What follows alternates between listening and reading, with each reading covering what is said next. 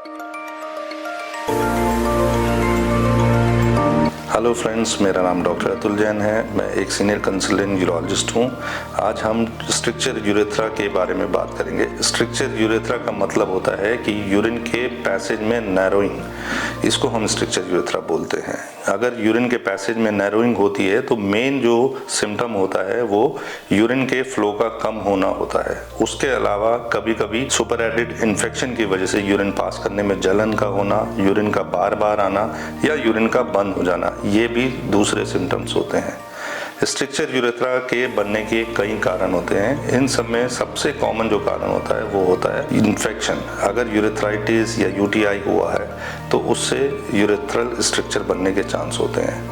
कोई अगर urinary surgery हुई है, जैसे स्टोन से रिलेटेड कोई सर्जरी हुई है या कोई प्रोस्टेट की सर्जरी हुई है, तो उसके बाद भी स्ट्रक्चर ऑफ यूरेथ्रा बन जाता है। तीसरा जो रीज़न होता है वो होता है ट्रॉमा। अगर कभी यूरिनरी ट्रैक्ट को ट्रॉमा हुआ है, यूरेथ्रल इंजरी हुई है, उसके बाद भी स्ट्रक्चर यूरेथ्रा बन जाता है। ये स्ट्रक्चर यूरेथ्रा को डायग्नोस करने के लिए हम लोग यूरोफ्लोमेट्री करते हैं, जिसमें हम यूरिन के फ्लो को मेजर करते हैं।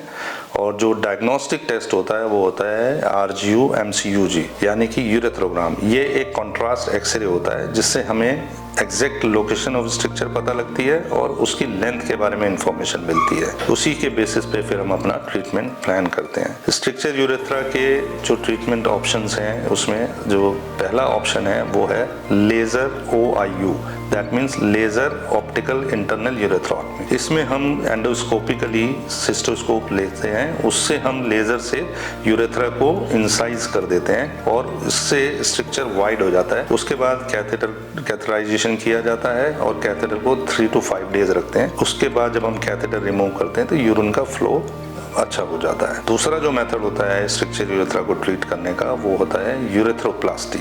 इसमें हम क्या करते हैं कि स्ट्रक्चर यूरेथ्रा को निकाल देते हैं और उसका जो गैप होता है उसको हम या तो एंड टू एंड एनास्टोमोसिस करके यूरेथ्रा की ब्रिज करते हैं, या फिर हम बक्कल म्यूकोजा को लेकर वहाँ पे सब्स्टिट्यूशन यूरेथ्रोप्लास्टी करते हैं।